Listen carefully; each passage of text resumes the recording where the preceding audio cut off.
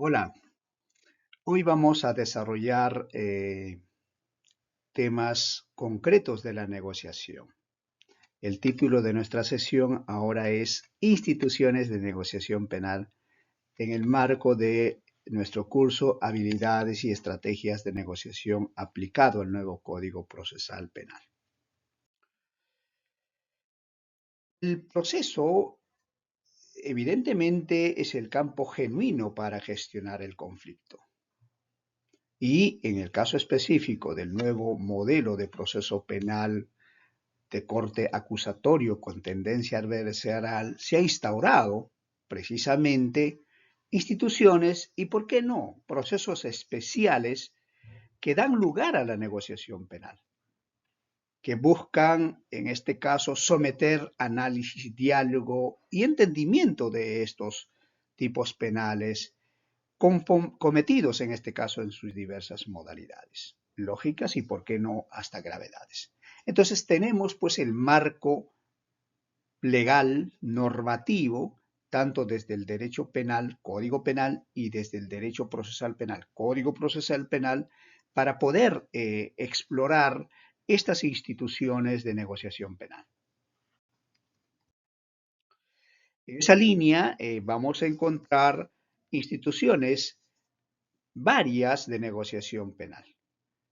Siempre es bueno tener claro, eso sí, si se trata de un instituto procesal o de un proceso especial. El principio de oportunidad, que duda cabe, que está previsto precisamente en el artículo 2 del Código Procesal Penal, es un instituto procesal. ¿Por qué? Porque está enmarcado dentro del proceso común, dentro del proceso común. Es un instituto de carácter procesal.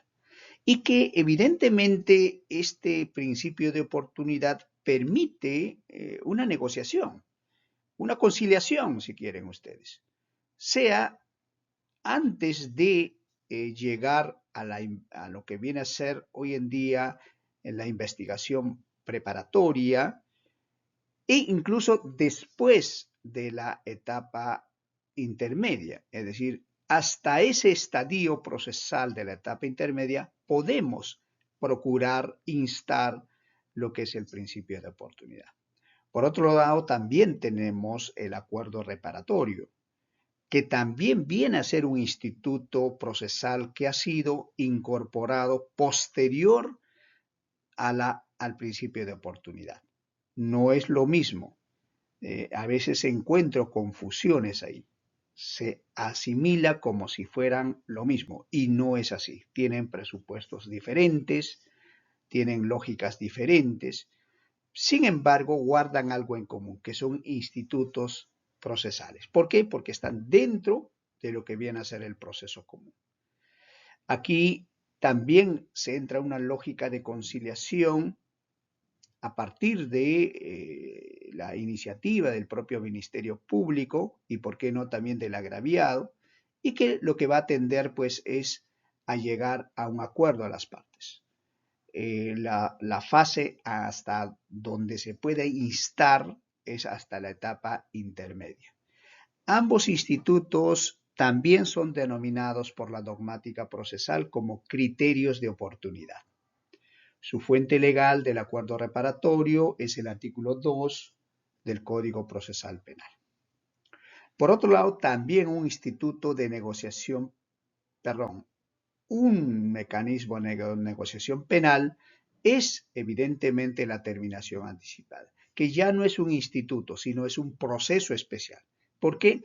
Porque al lado del proceso común se encuentra hoy en día reconocido como proceso especial de los 7 que existen, la terminación anticipada.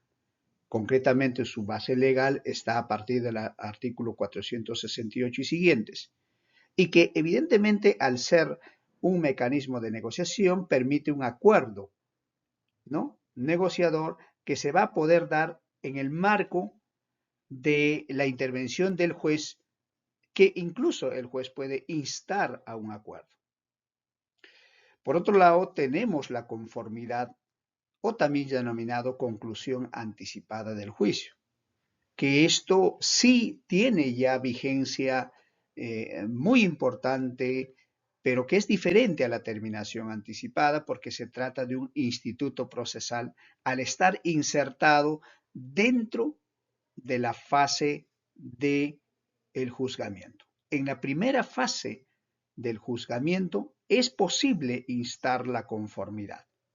Para esto lo que vamos a necesitar es pues, la expresión del acusado y, por qué no, también del Ministerio Público para que puedan llegar a algún acuerdo. Su base legal se encuentra en el artículo 372 y siguientes. Y por otro lado, también tenemos una institución muy importante como es la colaboración eficaz, que también viene a ser no un instituto procesal, sino un proceso especial que lo que se busca es que aquel investigado, aquel procesado y, por qué no, incluso aquel condenado por un delito pueda someterse a una colaboración eficaz. Una de las condiciones es que tiene que aceptar su culpabilidad, tiene que aceptar su responsabilidad, tiene que aceptar su participación en los hechos que se está investigando. Entonces lo que se busca es que este acto voluntario de someterse a la colaboración eficaz sea pues una expresión de negociación y que tiene fuente legal reconocimiento también en el artículo 472 y siguientes.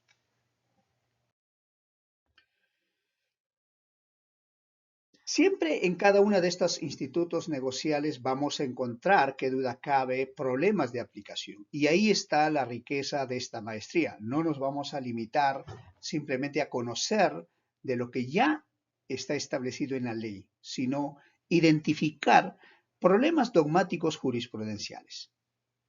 Partamos por el principio de oportunidad.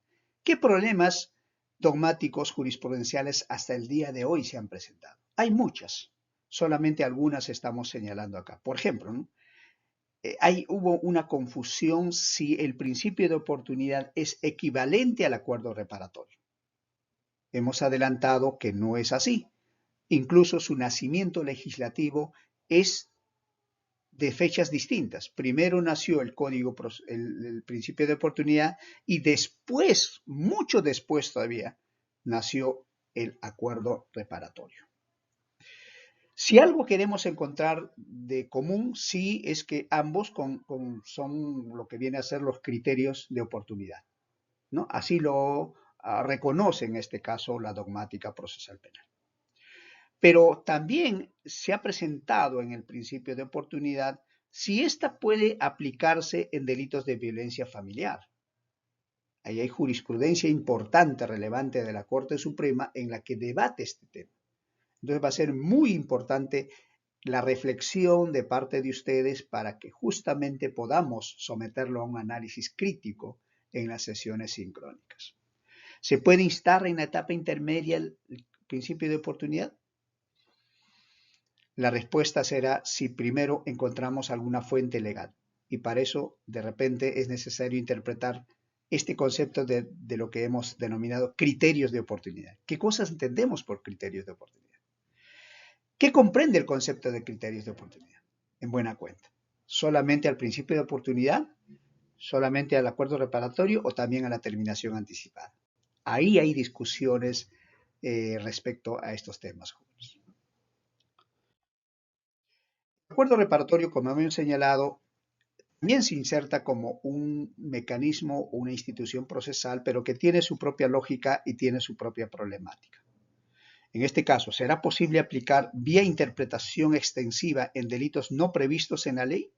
No olvidemos que el acuerdo reparatorio está previsto para aquellos supuestos que ya la ley taxativamente los señala. La pregunta es, ¿podemos aplicar cuando no lo contempla la ley expresamente? ¿O esa lista es cerrada? Primer problema. Otro, el acuerdo reparatorio puede aplicarse en delitos de minería ilegal, teniendo en cuenta que la minería ilegal es simple y agravada, cuya pena es de 12 años. Ahí vamos a analizar, por ejemplo, qué pasa con aquella posibilidad que el que se dedica a esta actividad declara y abandona, en este caso, esa actividad ilícita. Estaríamos aplicando lo que se denomina, ¿no es cierto?, el abandono de la actividad delictiva, artículo 18. ¿Y cuál es el efecto de ello? Que se exime de sanción penal, cuando hay desistimiento en la ejecución del delito. Entonces, ¿cómo podemos esto someterlo a negociación si en buena cuenta ya no configuraría delito? Tema para reflexionar. Y así iremos pues hurgando otros problemas más como ¿es viable el acuerdo reparatorio presentando un documento privado con firma legalizada de las partes? ¿Es suficiente? ¿O es necesario acudir a audiencia ante el fiscal o ante el juez? ¿Habrá alguna flexibilidad en ese sentido? ¿Qué dice la ley al respecto? ¿Qué dice la jurisprudencia? Ahí tenemos un referente jurisprudencial muy importante. ¿Se puede instar en la etapa intermedia? ¿Qué comprende el concepto de criterios de oportunidad? La terminación anticipada es una institución que tiene fuentes hasta el día de hoy no tan consensuadas. Algunos doctrinarios consideran que esto procede del Código Procesal italiano y otros consideran que tiene una fuente norteamericana. Y esto es importante saber porque evidentemente en estos dos referentes su tratamiento es diferente. En el caso de la realidad norteamericana, la terminación anticipada es muy abierta, no tiene límites. En cambio, en Italia, aplicar la terminación anticipada está limitado a la penalidad y a la gravedad del delito. Entonces, bajo esa lógica, la terminación anticipada principalmente jóvenes, aquí, tal como está plasmado en nuestro Código Procesal Penal, diríamos que no tiene ningún límite.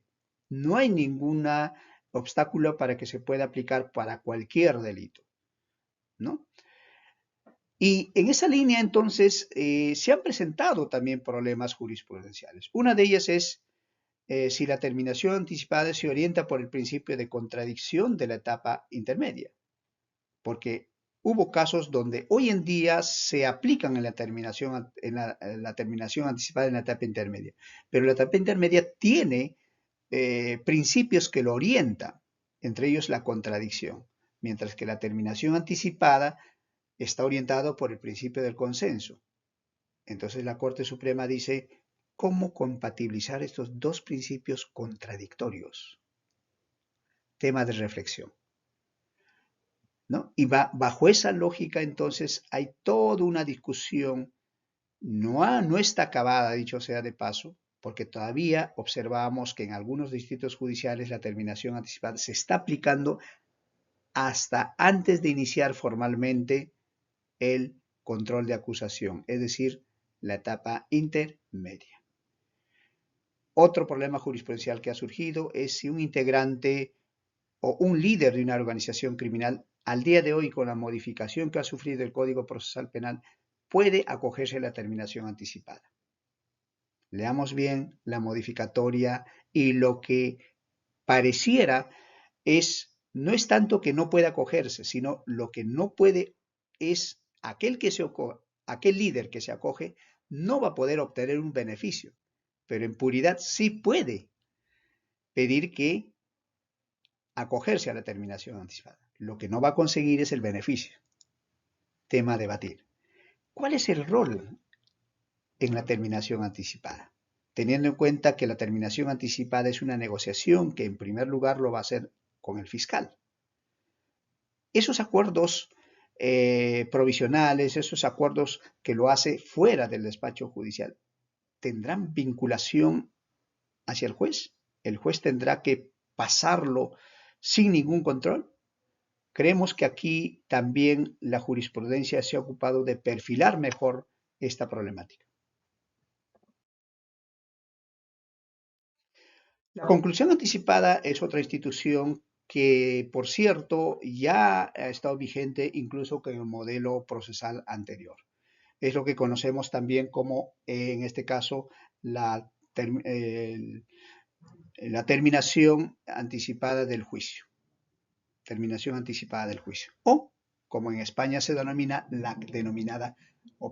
la conformidad. También acá se han presentado problemas no tan intensos como la terminación anticipada. Una de ellas es, ¿se puede concluir el proceso por el delito y pasar a juicio solo por las consecuencias jurídicas del delito? Es decir, si el acusado acepta el delito, solamente puede pasar a juicio para debatir las consecuencias jurídicas del delito. Primer problema. ¿El beneficio de reducción de pena es equivalente a la determinación anticipada? Y si no es así, ¿por qué? Teniendo en cuenta que la terminación anticipada te da un beneficio de 1/6 de reducción de la pena. ¿Por qué no es igual? ¿Cuáles serán las razones dogmáticas penales? ¿Cuáles serán las razones que da la jurisprudencia? ¿Es posible solicitar la conclusión después de superar la fase inicial de juzgamiento? Porque no olvidemos que esto se puede instar en la primera fase del juzgamiento. Pero hubo y existe una jurisprudencia donde se permitió aplicarse cuando ya estaba en la fase de deliberación. Habríamos que reflexionar sobre ello. Y por último, ¿cuál es el rol del juez penal en la conclusión anticipada? ¿Es un juez que controla la legalidad? Recordemos que hay un principio, el iura nobis curia. El juez conoce el derecho. Las partes, en este caso el fiscal y el acusado, llevan los hechos. A tener presente, jóvenes. La colaboración eficaz, qué duda cabe, es la que más está causando debates al día de hoy, ¿no? En todos estos procesos de criminalidad organizada que se están presentando. Entonces, es una herramienta que un poco el Estado utiliza. Hay mucha discusión sobre su fundamento hasta ético, porque de alguna manera está utilizando la traición o la delación de un criminal el Estado. Entonces se cuestiona mucho cómo es que el Estado puede utilizar una declaración de uno que traiciona poniéndose al nivel precisamente de la criminalidad. Pero al margen de esa discusión dogmática, podemos decir que también existen problemas jurisprudenciales. En primer lugar, ¿qué diferencia existe entre testigo y aspirante a colaboración eficaz? Hoy ya no se habla de colaborador, sino de aspirante a colaboración, a colaborador. ¿Cuál es la diferencia con el testigo? Otro, ¿cuál es su ámbito de aplicación? ¿Son todos los delitos? Acá en el Perú, jóvenes, necesitamos leer e interpretar adecuadamente el Código Procesal Penal. Es una lista cerrada. Están dirigidos para delitos graves. ¿Qué pasa con el dirigente o máximo cabecilla de una organización criminal? ¿Puede acogerse a la terminación anticipada? De no ser así, ¿cuáles son las razones dogmáticas? Y por último, hoy con las últimas modificaciones se han establecido plazos para la corroboración de la terminación anticipada, tema que ha generado mucha reacción a favor y en contra. ¿Cuál es su parecer al respecto? Gracias. Si queremos cerrar es con algún ejemplo de aplicación. Hemos hablado a lo largo de esta sesión los diferentes institutos y procesos especiales de negociación penal. Aquí vamos a hacer un pequeño ejercicio con ustedes. Les voy a dejar, mejor dicho, un ejercicio para que ustedes puedan, a partir de cada uno de estos ejercicios, identificar cuál de los mecanismos de negociación o qué procesos especiales de negociación podrían aplicar. Es un desafío que les dejo y también generará seguramente interés y despertará mucha más curiosidad sobre lo que viene a ser la negociación penal. Gracias, jóvenes.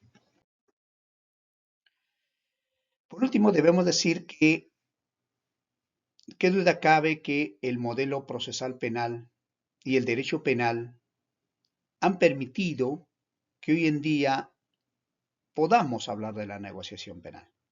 La reforma de muchos delitos y la incorporación también de delitos culposos y, ¿por qué no?, hasta los delitos de minería ilegal hoy están permitiendo que se pueda llegar a una negociación, aun cuando vamos a poner algunos reparos sobre lo que viene a ser la minería ilegal. Su capacidad de rendimiento de la negociación es indudablemente mucho más beneficioso porque lo que se busca es pacificar la sociedad peruana, hacer que las personas lleven su conflicto penal para que no exista mayor quiebre ni mayor, digamos, brecha en los conflictos. Creemos nosotros que los conflictos pueden dar lugar también a que las personas puedan acercarse civilizadamente y llegar a una negociación racional y de esa manera humanizaremos de alguna manera el proceso penal.